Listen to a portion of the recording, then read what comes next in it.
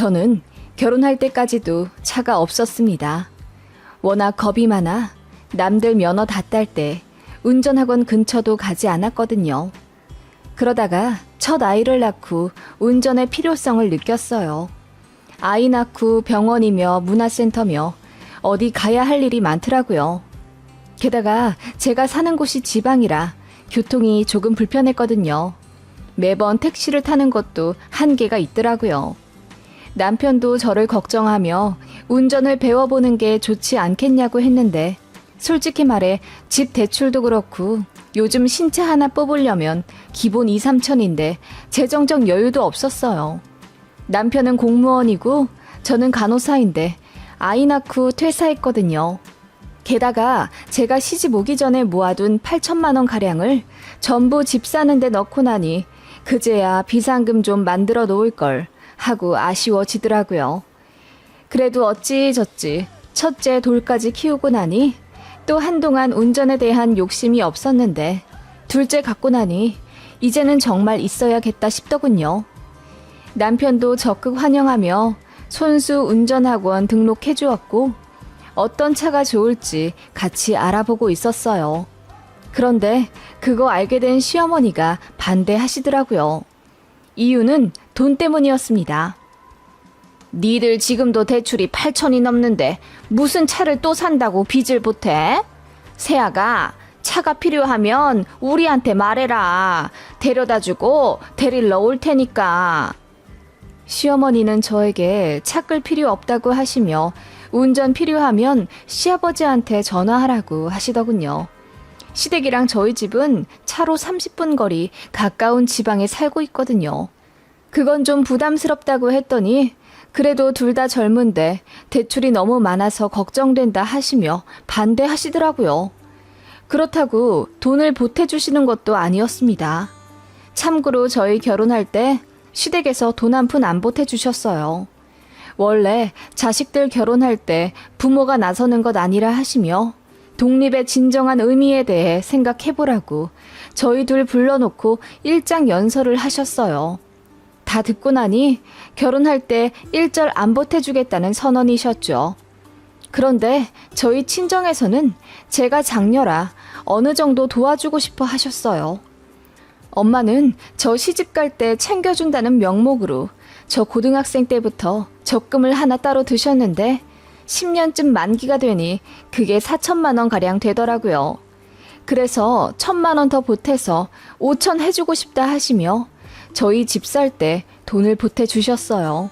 제가 모은 돈 8천에 친정에서 해준 5천, 다 합쳐 여자 쪽에서 1억 3천을 들고 온 겁니다. 남편은 모아둔 돈이 2천만 원 정도 있었어요. 27살에 대학 졸업하고 알바하면서 공무원 시험 준비를 3년 정도 하다가 붙은 거였고 다들 알다시피 공무원 연봉이 작기 때문에 모아둔 돈이 거의 없었습니다. 그리고 남편은 저보다 나이가 어려서 솔직히 돈 모은 거 기대도 안 하고 한 결혼입니다. 시댁 역시 딱히 잘 사는 집은 아니었어요. 그나마 집 하나 갖고 계시고 아버님 연금으로 먹고 사시는 거예요. 그리고 아버님 형제 간의 우애가 돈독해서 큰 댁에 돈이 많이 들어갔다고 하더군요. 큰아버님이 땅을 사는데 아버님이 돈을 보태느라 목돈을 드렸다고 했는데 어머님 말로는 나중에 그거 팔면 저희한테도 주겠다고 하셨거든요.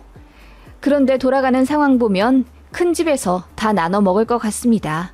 큰 집에서 저희 아버님을 좀 호구처럼 이용해 먹거든요. 아무튼 그래서 돈이 별로 없는 시댁이에요. 그래서 결혼할 때 저희한테 돈 한 푼 못 해주신 거죠. 민망하니까 진정한 독립에 대해 생각해보라 어쩌고저쩌고 하신 거고요. 자식 결혼할 때 부모가 당연히 보태줘야 한다는 욕심을 버려라 라고 말씀하셨던 시부모님인데 막상 저희 친정에서 돈 보태준다고 하니까 엄청 좋아하시더라고요. 잘 됐다고 하시면서요. 그리고 저희 결혼한 지 2년 뒤에 신우도 시집을 갔는데 신우는 모아둔 돈이 하나도 없다고 하면서 저희더러 여동생 좀 도와주라고 하는 거예요. 결혼은 독립이니 알아서 해야 한다고 할 땐 언제고 도무지 앞뒤가 맞지 않는 시댁이었습니다. 아무튼 제 남편이 오빠라는 이유로 신우에게 1,000만 원 해줬네요.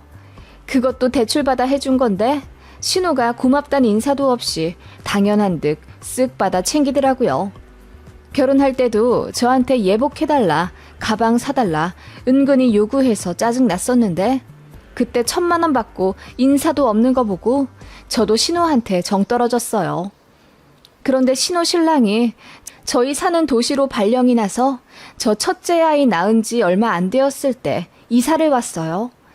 가까이 사니까 적어도 한 달에 한두 번은 시댁 식구들 다 모여서 식사하게 되더라고요. 솔직히 너무 싫었지만 뭐 어쩌겠어요. 그렇게 지내고 있던 시댁 식구랍니다.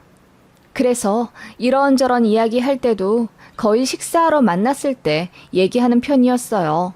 저희 차 산다고 말한 것도 그때였고요. 시어머니가 저희 돈 없지 않냐면서 차 사지 말라고 하는데 기분이 갑자기 팍 나빠지더라고요. 어머님, 저 곧 있으면 배불러 오는데 첫째 데리고 매번 택시 타고 버스 타는 거 힘들어요. 그리고 애 있으면 거의 다 차 끌고 다니더라고요. 그러니까 차 필요할 때마다 네 시아버지한테 전화해서 데리러 와달라고 하면 되잖니. 아버님 일하실 때 많잖아요. 그럼 그럴 때 피해서 너도 외출 시간을 잡든가. 넌 어째 돈 쓸 궁리만 하는 것 같다? 어머님이 눈을 흘기며 저에게 한 소리 하더군요. 남편도 화가 나는지 아내가 무슨 돈을 쓸 궁리를 하냐며 모아둔 돈 다 신혼집 매매할 때 넣어서 그렇다고 했더니 시어머니가 입을 꼭 다물더군요. 그러자 신호가 본인 끄는 경차라도 가져가 끌지 않겠냐 저에게 묻더군요. 가까운 시내 다닐 거면 내 차 끄세요. 아예 가져가도 좋고. 그 말에 남편이 묻더군요. 아예 차를 우리한테 주겠다는 거야? 오, 웬일이래? 무슨 소리야. 가족 간이라도 돈 문제는 확실히 해야지. 팔겠다는 얘기지. 대신 시세보다 싸게 해줄게. 500만 원에 내 차 사가. 그 말을 듣고 저는 어이가 없었습니다. 신호차는 오래된 경차예요. 주행거리가 벌써 5만 킬로가 넘었고 제가 알기로는 잔고장도 잦은 걸로 알고 있는데 그걸 타고 두 아이 데리고 다니라고요? 게다가 500만 원이라뇨. 시세보다 더 부르는 게 황당하더군요. 남편도 어이가 없는지 그 돈 주고 그 똥차 살 바에 당연히 신차 뽑는다고 했더니 신호가 입을 삐쭉 내밀더군요. 아무튼 시댁이 뭐라 해도 저희는 차를 한 대 더 구입할 예정이었어요. 패밀리카로 쓰는 차도 남편이 저희 연애할 때 중고로 산 차라서 연식이 좀 되었거든요. 그래서 그 차를 팔고 남편 출퇴근 전용 경차 한 대, 제가 아이들과 타고 다닐 패밀리카 이렇게 두 대를 살 계획을 했습니다. 그래서 열심히 면허도 땄고 틈날 때마다 남편 차로 운전 연습도 많이 했습니다. 그런 제 모습을 응원해 주시던 친정에서 둘째 아이 낳으면 차를 선물해 줄 테니 부담 갖지 말고 받으라 하시더군요. 이미 시집 올 때 친정에서 5천만 원이나 받았기 때문에 더 도움받고 싶지 않다고 제가 방방 뛰며 거절했는데 아빠가 이번에 지방 땅을 하나 정리했다고 그 김에 가족들 나눠주는 거라고 하시더군요. 대신에 세금 문제도 있고 해서 아빠 명의로 차를 사서 저를 주신다고 했습니다. 제 남편도 그 얘기 듣고 너무 감사하다면서 혼자 처갓댁 가서 인사 올리더군요. 그렇게 제가 둘째 낳기 직전 8개월쯤 신차를 뽑았어요. 신형 그랜저였고 옵션도 아빠가 많이 넣어주셔서 웬만한 외제차 저리 갈아일 만큼 편리하고 좋더라고요. 너무 행복했어요. 그리고 나름 열심히 운전 연습한 보람이 있긴 한 건지 만삭이긴 했지만 차 뽑자마자 바로 운전하며 돌아다녔고요. 그렇게 그 차는 제 보물 1호가 되었습니다. 시댁에서도 차 구경이나 해보자 하며 저희 지하주차장 내려가 다 같이 보기도 했습니다. 어머님이 요즘 그랜저는 이렇게 좋게 나와? 무슨 외제차인 줄 알았다. 하시며 연신 감탄하더군요. 신우도 부럽다고 하면서 자기도 이제 경차 그만 끌고 중형차 사고 싶다며 하소연하더군요. 그런데 신우도 직업이 좋은 것도 아니고 결혼하자마자 전업주부 하는 거라 남편한테 생활비 받아 쓰거든요. 신우 남편도 많이 버는 일 하지 않아 그닥 여유롭지 않아요.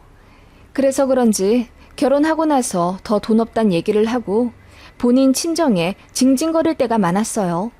아마 제가 친정에서 차 받으니까 신우도 많이 부러워했겠죠. 아버님이 그런 신우에게 난감하다는 듯 네가 돈 벌어 빨리 차 바꾸라고 뭐라 하시더군요. 아무튼 그렇게 생긴 제 차였습니다. 그런데 제가 둘째 아이 낳고 산후조리원에 있을 때 정말 어이없는 사건이 하나 터지게 되었어요. 수유 끝내고 방에 들어와 쉬고 있는데 신우가 저에게 전화를 걸더라고요. 네, 아가씨. 무슨 일이에요? 새언니, 몸조리 잘 하고 있어요? 다름이 아니라 부탁 좀 할 게 있어서요. 네? 무슨 부탁이요? 언니 지금 차 안 쓰잖아요. 저 내일 차 좀 써도 돼요? 친구랑 바닷가 근처 카페 가기로 약속한 날인데 제 차 엔진 경고등이 떴어요. 그 말을 듣자마자 이번에 허락하면 맨날 차 빌려달라 요구하겠구나 싶더라고요. 그래서 미안하지만 그건 안 되겠다고 했어요. 친정아빠 명의 차라고요. 사람이 거절을 하면 보통 알겠다고 하지 않나요? 그런데 신우는 제가 안 된다고 했는데도 왜요? 언니 어차피 안 쓰잖아요. 그리고 친정아빠 차는 무슨 언니 차인 거 다 알거든요. 지금 지하 주차장에 가만히 있을 차인데 한 번 정도 시동 켜고 운행해줘야 차가 안 망가지죠. 언니한테도 좋은 거예요. 라며 끝까지 물고 늘어지더라고요. 그래서 남편이 차 관리 잘하고 있으니 걱정 말라고 했더니 신우가 새언니 정말 너무하네요. 내가 차를 달라고 한 것도 아니고 지금 안 쓰고 있을 때 좀 빌려달라고 한 건데 그게 그렇게 단칼에 거절할 일이에요? 나 같았으면 언니한테 빌려줬어요. 라고 차갑게 이야기하고 끊더라고요. 가뜩이나 둘째 낳고 예민해져 있는 상황에 전화로 대뜸 화를 내는 신우에게 저도 너무 열이 받았어요. 그래서 남편한테 자초지종 다 이야기하면서 당신 여동생 때문에 결혼 전부터 스트레스 받았는데 산후조리원에서도 이런 전화를 받아야겠냐며 남편더러 제대로 중간 역할 못하면 이혼하고 싶다고 화풀이를 했네요. 남편도 얘기 듣고는 엄청 미안해하면서 사과하더군요. 아마 본인 여동생한테 엄청 뭐라고 했을 거예요. 남편이 한번 화나면 진짜 무섭거든요. 그게 효과가 있긴 했는지 신우가 저한테 미안하다고 카톡하더군요. 그래서 저도 서로 예민할 문제는 조심하자고 했죠. 차 같은 경우는 빌려주고 그러면 나중에 탈날 수도 있으니까요. 신우도 분명 알겠다고 해서 그렇게 좋게 풀린 줄 알았습니다. 그 이후로 한동안 신우가 제 차 가지고 이러쿵저러쿵 한 적 없으니까요. 다만 시어머니가 저에게 그래도 신우랑 올케 사이에 한 번 정도 빌려주는 것도 나쁘지 않았을 거라며 한마디 얹으시길래 기분이 나빴어요. 그래도 참았죠. 그런데 정말 대박 사건이 생기게 된 거죠. 이 일로 저는 시댁과 거의 연을 끊었다고 봐야 하네요. 사건의 발생은 제 둘째가 돌 좀 지났을 무렵입니다. 첫째는 이미 어린이집 다니고 있었고 둘째도 같은 곳 보내려고 상담을 간 날이었어요. 둘째가 많이 어려 고민이었지만 저도 이제 다시 일을 시작하기 위해서요. 그래서 뭔가 마음이 많이 싱숭생숭한 날이었습니다. 그날 신우에게 전화가 왔어요. 새언니, 정말 미안한데 나 부탁 하나만 해도 돼요? 저는 신우가 부탁 하나 하자고 할 때가 제일 무섭고 싫더라고요. 분명 제가 들으면 짜증날 법한 이야기를 꼭 꺼냈으니까요. 그래서 뭐냐고 물으니 신우가 굉장히 우물쭈물 하다가 말을 꺼냈어요. 저 이번 주 주말에 동창회인데 리조트에서 하거든요. 그런데 차로 1시간 정도 고속도로 타고 가야 해서요. 미안한데 언니 차 좀 쓰면 안 돼요? 아가씨, 저번에도 이야기했지만 차 빌리는 부탁은 더 하지 않기로 했잖아요.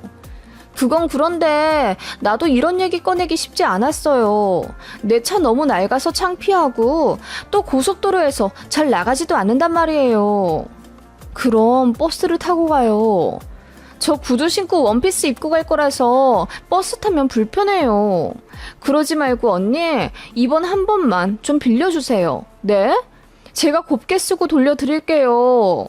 아가씨, 그 차는 제 친정 부모님이 저한테 선물해 주신 거라서 좀 그러네요.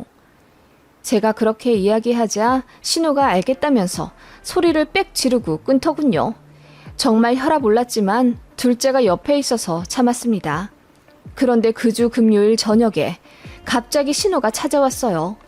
사과하러 왔다고 하더군요. 그리고는 과일 바구니 같은 걸 사온 거예요. 일절 그런 일은 없었거든요. 그래서 고맙다고 하고 저는 부엌에서 과일을 좀 다듬고 있었죠. 그런데 신우가 갑자기 일어나야겠다면서 온 지 5분도 안 돼요. 서둘러 나가더라고요. 그래서 인사도 제대로 못하고 신우를 보냈어요.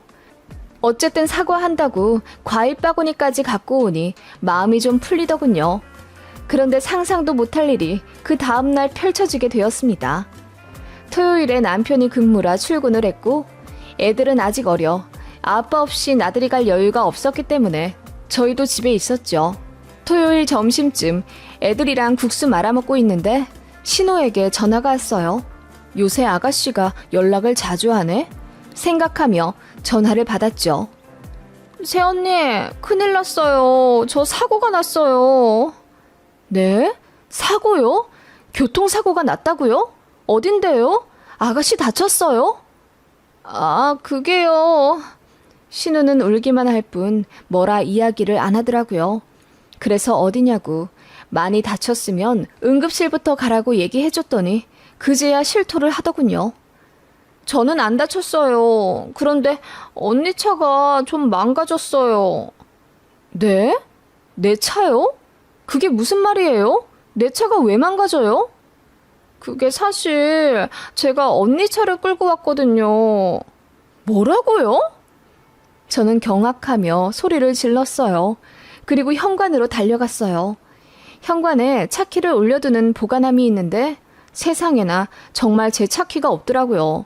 저는 꿈에도 몰랐어요.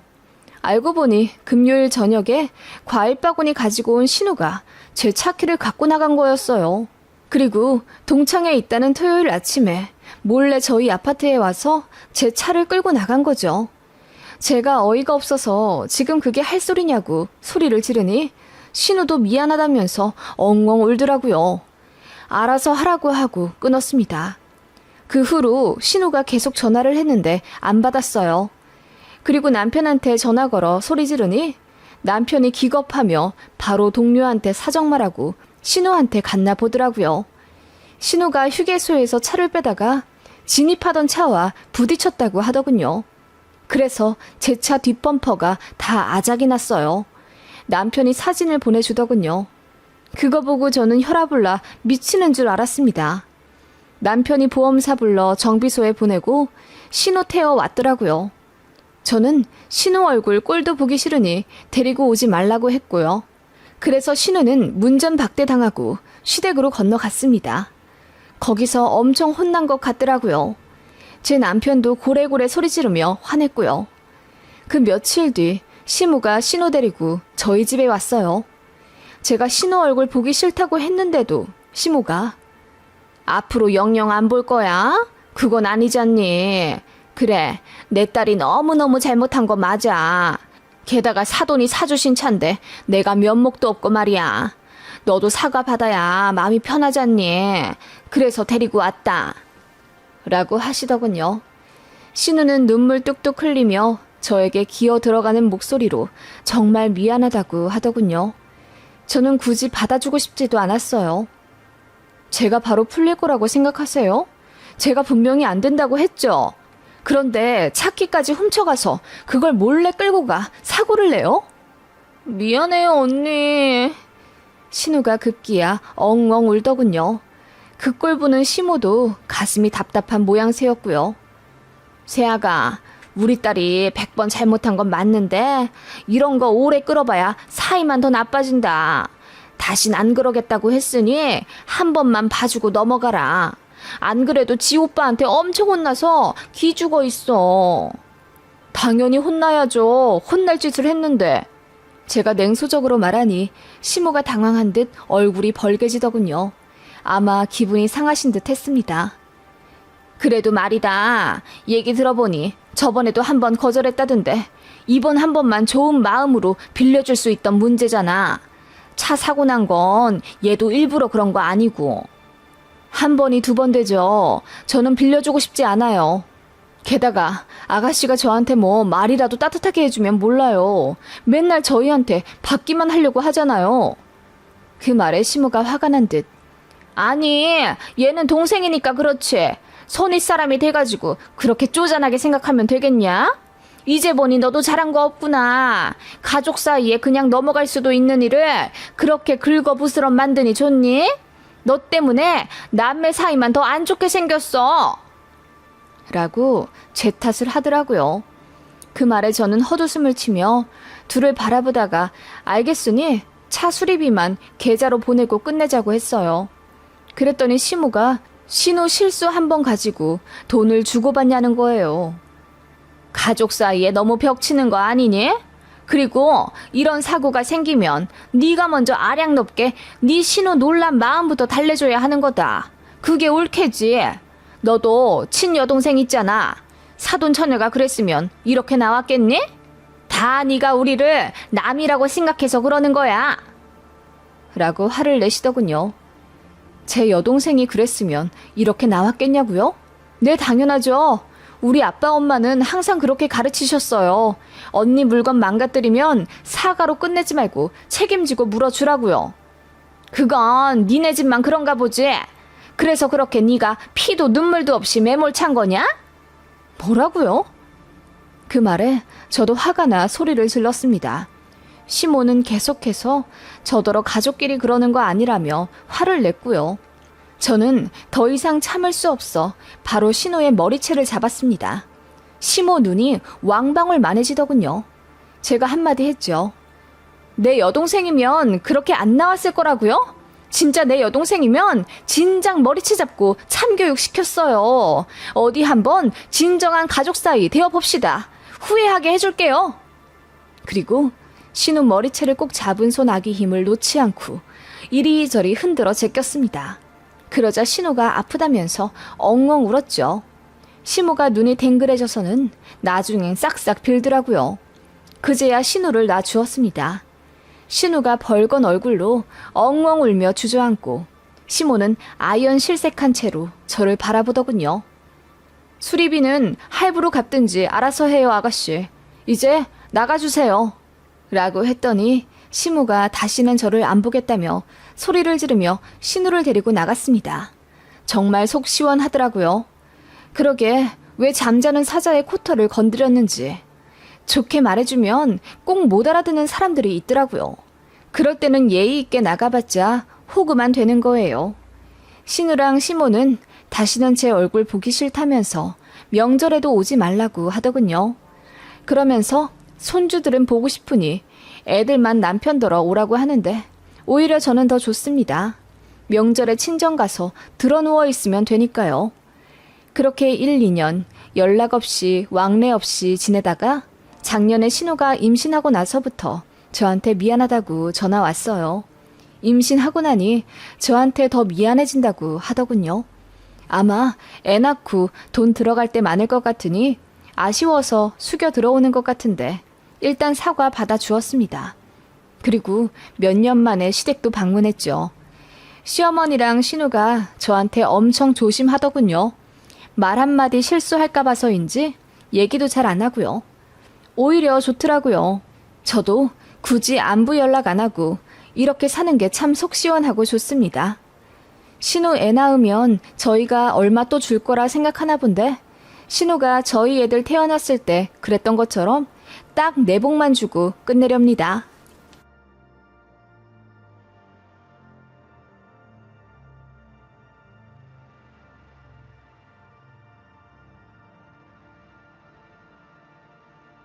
안녕하세요. 세상에 참 별 사람 다 있고 이혼 이유, 파혼 이유도 제각각이지만 저 같은 경우가 또 있을까 하여 글을 한번 남겨봅니다. 혹시나 저처럼 피해볼 여성들이 있을지도 모른다는 생각에 힌트도 드리고 싶고요. 저는 현재 31살이고 향수 도소매를 하고 있습니다. 모아둔 돈은 부동산, 주식 다 합쳐서 6억 정도예요.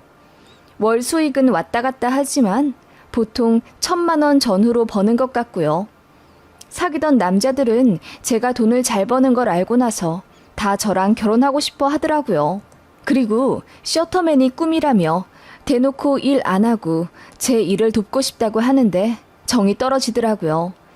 저는 원래 저 혼자 일해왔고 앞으로도 동업을 한다거나 누군가의 도움이 필요한 업종은 아닌데 남자들이 그렇게 벌건 눈으로 이야기하니 뭔가 관계가 더 진전이 안 되더라고요. 사실상 인연을 못 만났다고 해야 하죠. 제가 스킬이 없어서 그럴 수도 있는데 아무튼 제 평생 반년 이상 사귄 남자가 한 명도 없었어요. 그러다가 우연히 거래처 사람으로부터 한 남자를 소개받게 되었어요. 그 집안도 집안 대대로 음식점 하는 자영업자이고 성격이 호탕해 같이 있으면 내내 웃음이 끊이질 않을 거라며 저랑 잘 맞을 것 같으니 꼭 만나보라고 하더군요. 솔직히 별 기대 않고 나간 소개팅 자리였는데 생각보다 사람이 너무 괜찮고 재미있어서 몇 번 만나다 보니 사귀게 되었어요. 너무 잘 맞더라고요. 그리고 그 남자도 집에 돈이 많아 그런지 뭔가 지갑 여는 것도 여유로웠어요. 비싼 레스토랑도 서슴없이 가고 백화점 지나가다 예쁜 가방이 있으면 그게 몇백만 원짜리일지라도 고민 않고 척척 사주려 하더군요. 저라서 아낌없이 다 해주고 싶다더군요. 그 남자도 연애를 많이 해본 건 아닌데다 저를 많이 좋아했어요. 저 역시 그런 남자를 만나보진 못했기 때문에 너무 행복했고요. 서로가 인연이라고 생각했네요. 금전적인 면에서도 서로 크게 꿀리는 것 없고 성격도 잘 맞아서 정말 소개시켜준 사람 말대로 같이 있으면 즐겁고 웃음이 끊이지가 않았어요. 남자 쪽이 나이가 있다 보니 저랑 사귄 지 3달도 안 돼요. 결혼하자고 조르더군요. 나이도 나이지만 저를 놓치면 평생 후회할 것 같다면서 그쪽 집안에서도 저를 꼭 잡으라고 난리였대요. 남친도 저희 부모님이랑 식사하고 싶다고 자리 만들어달라고 먼저 요청해서 제가 저희 부모님 댁 초대해서 같이 밥 먹었어요. 보통 대대로 자영업한 집안 특유의 싹싹함과 능청스러움이 있잖아요. 부끄러움이 많으신 저희 부모님은 호탕한 제 남친을 보고 마치 개그맨 보듯이 좋아하시며 엄청 웃으셨어요. 그리고 저를 많이 좋아해주는 마음과 앞으로의 비전, 책임감 등을 적극 어필하더라고요. 그래서 저희 집에서 먼저 결혼을 허락받았고요. 저도 얼떨결에 남친 집에 가서 식사를 하게 되었는데 남친 어머님도 굉장히 저를 마음에 들어 하시더라고요. 저도 수줍음이 많긴 했지만 은근히 싹싹한 성격인데다 어르신들이 저를 참한 인상이라고 해주세요. 제 입으로 이런 말 하면 자랑 같아 재수없게 들리실진 몰라도 거래처를 가도 은행 업무를 봐도 저를 보시는 어르신들이 그렇게 저를 며느리 삼고 싶어 하십니다. 제가 말투도 조근조근하고 착해 보이나 봐요. 아무튼 그런 제 모습에 남친 엄마가 너무 좋아하시면서 그날 바로 결혼하라고 대놓고 푸시하시더라고요. 현경아, 난 네가 꼭 우리 집 며느리가 되었으면 좋겠다. 우리 집 시집 오기만 하면 내가 집 해줄게. 응? 잠실에 23억짜리 아파트 하나 있거든? 지금 전세 주고 있는데 너희 결혼하면 내가 니들 물려줄게. 네 사무실도 송파라면서 그럼 위치도 딱이네. 결혼하면 신혼집을 저희 부부 명의로 해주겠다 하시더라고요. 솔직히 요즘같이 집값 비싼 시기에 예비 시모가 대뜸 집을 해주시겠다 하니 마음 한켠으론 부담스러우면서도 감사하더라고요. 마다할 이유가 없을 것 같아 거절은 못하고 그냥 웃음으로 대답을 했네요. 양가에서 결혼 허락도 받았겠다. 남친이랑도 사이가 좋고 무엇보다 남자 쪽에서 결혼을 적극적으로 추진하니 자연스럽게 결혼 준비를 하게 되더라고요. 그리고 결혼 6개월 차에 저는 정식 프로포즈를 받았습니다. 남친이 1박에 100만 원 넘는 호텔을 빌려 다이아몬드 반지와 함께 저에게 프로포즈를 했어요. 돈도 돈이지만 저는 남자에게 그 정도 성의를 받아본 적이 없었거든요. 늘 가성비 따지며 어떻게든 저를 베껴먹으려 하는 남자들만 만났기 때문에 남친의 그런 아낌없이 베푸는 마음이 참 감동이었습니다. 예비시댁 집안도 재정적으로 여유로워 보이고 남친도 성실하고 싹싹한 게 신랑감으로 딱 좋으니 결혼을 마다할 이유가 없었어요. 그래서 오케이 했습니다. 남자 쪽에서 저더러 몸만 오라고 하더군요. 신혼집, 가전가구, 결혼비용, 신혼여행 모두 신랑 쪽에서 부담할 테니 저더러 돈 한 푼 쓸 생각 말라고 하더라고요. 저는 그게 좀 부담스럽더라고요. 저희 부모님 역시 마음만 받겠다고 하며 가전가구, 결혼비용은 어느 정도 여자 쪽에서도 내고 싶다고 했어요. 그래서 저희 부모님이 결혼에 쓰라고 2억 해주신다고 했는데 예비신랑이 화까지 내면서 거절하더라고요. 우리 엄마 아빠가 다 해주신다는데 왜 굳이 돈을 내려고 해? 진짜 이해가 안 간다. 그냥 받기만 하면 되는 거야. 너는 그럴 만한 가치가 있어. 가치라니. 그래도 결혼이니까 서로 힘을 합쳐야지. 일방적으로 받기만 하는 결혼은 나중에 탈이 난다고 했어. 우리 엄마가. 탈이라니? 우리 엄마 아빠가 그러면 너한테 시집살이라도 시킬 거라는 뜻이야? 그런 게 아니라 우리도 해갈 수 있는 능력이 있는데 왜 굳이 오빠네가 그걸 다 부담하냐 이 말이지. 저희는 이 문제로 싸움까지 몇 번 했네요. 예비신랑은 곧 죽어도 저한테서 한 푼도 받지 않겠다고 고집이었고 저는 어느 정도 돈을 내고 싶다는 입장이었어요. 주변에서 저더러 배부른 투정한다고 하더군요. 남들은 신혼집 때문에 대출 받느라 힘들고 또 서로 어떻게든 돈 덜 내고 싶어서 난리인데 너희 커플은 참 희한하다. 오빠가 해준다고 할 때 그냥 받아. 뭐하러 돈 더 내려고 그래? 예비시댁도 잘 산다면서. 제 친구들은 거의 그런 입장이었고 몇 명만 제 뜻을 이해해 주었어요. 야, 결혼은 서로 같이 뜻이 맞아 평생 같이 하자는 건데 무슨 팔려가는 것도 아니고 어떻게 남자가 돈을 다 부담한다는 거야?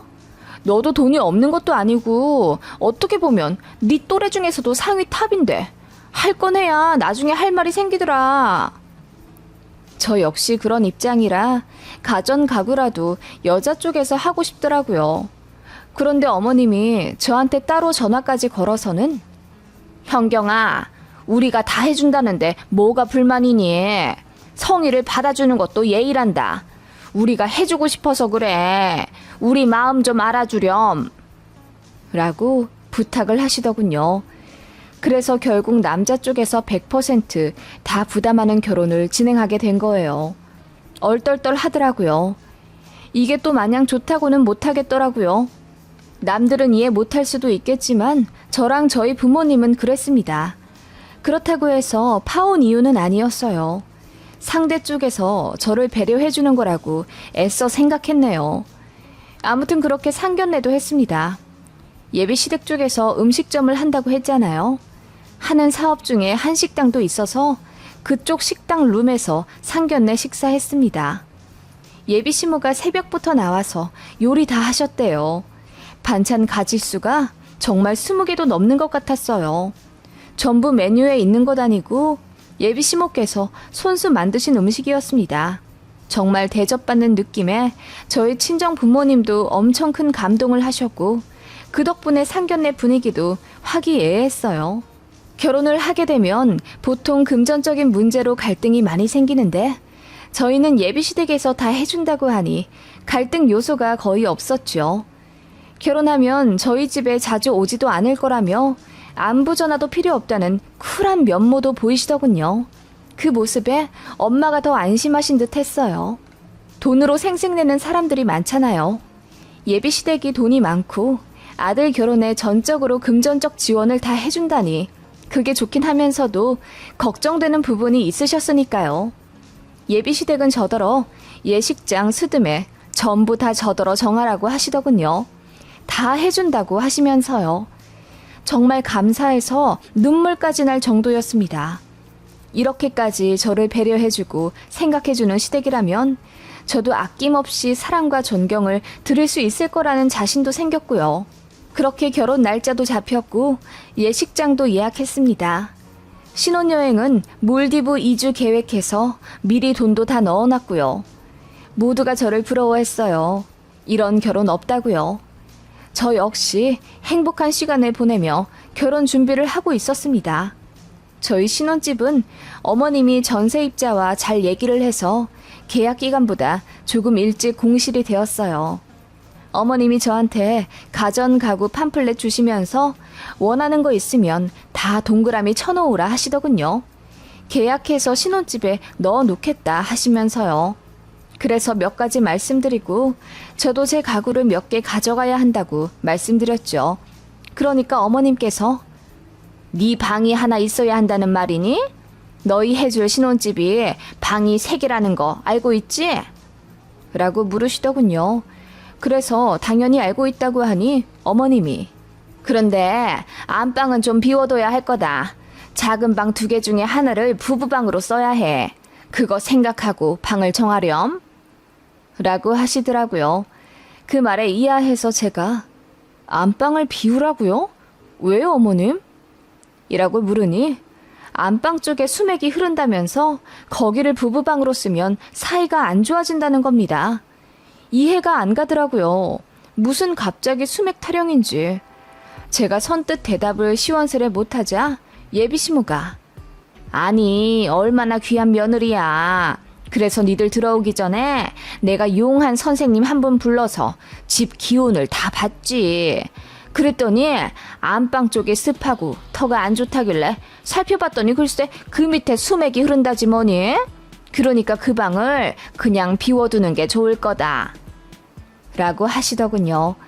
그래서 제가 어머님 저 기 되게 세요. 제가 다 이겨요.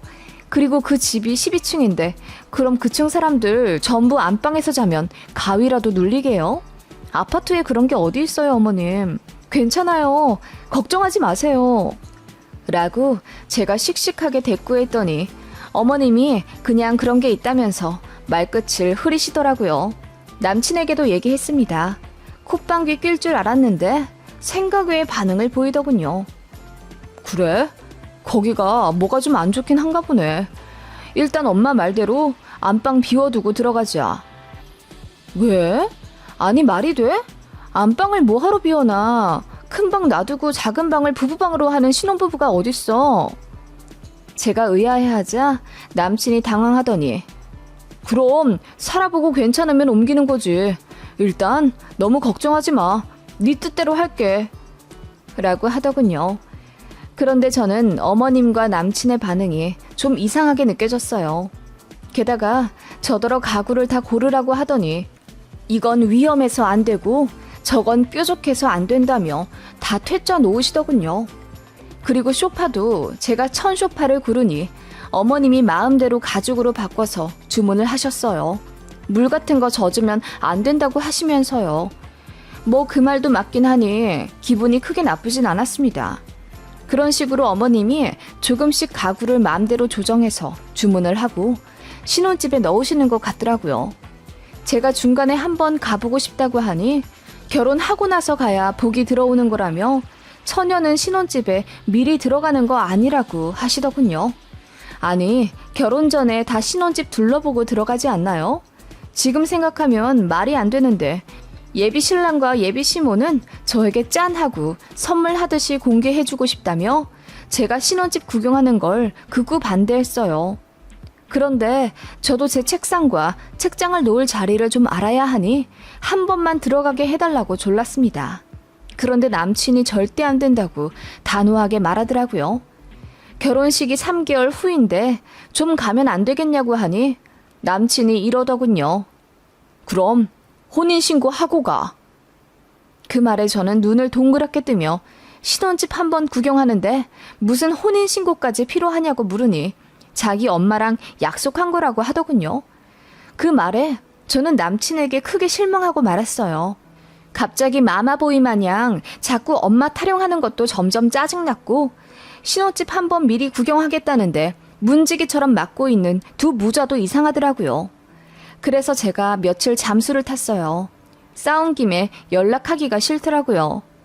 그랬더니 남친 쪽에서 애간장이 타서 난리가 나더라고요.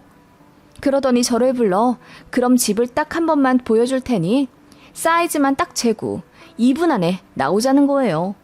그리고 엄마한테 비밀로 하자더군요. 그래서 알겠다고 하고 들어갔죠. 굉장히 좋은 아파트였어요. 이름 대면 다들 아는 잠실 유명한 아파트요. 그렇게 기분 좋게 들어갔는데 어머님 말씀대로 도배 장판 싹 하고 집안 리모델링도 조금 해놓으셨더라고요. 그런데 벽지가 좀 이상했습니다. 저는 새하얀 벽지를 원한다고 말씀드렸는데 짙은색 무늬 벽지였어요. 그래서 집안이 좀 어두컴컴했습니다. 게다가 집이 어째 좀 휑하더라고요. 그래서 가구가 아직 다 안 들어왔냐고 하니 남친이 거의 다 들어온 거라고 대답하더군요. 그때 남친에게 거래처 급한 전화가 왔어요. 그래서 받으라고 했더니 당황하면서 저랑 같이 나가서 받지요. 그냥 지금 받으면 되잖아. 난 집 구경할게. 아니야. 이제 다 받지? 나가자. 나 전화해야 해. 아니, 그러니까 혼자 나가서 받으라고. 왜 자꾸 나한테 나가지? 오빠, 나 짜증날라고 해.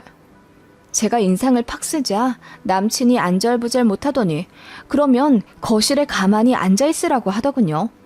그래서 앉아 구경하고 있는데 거실 창문에 뭔가 이상한 게 설치되어 있었어요. 창문을 열려면 장치를 조작해야 하는 뭔가 복잡한 게 붙어 있더군요.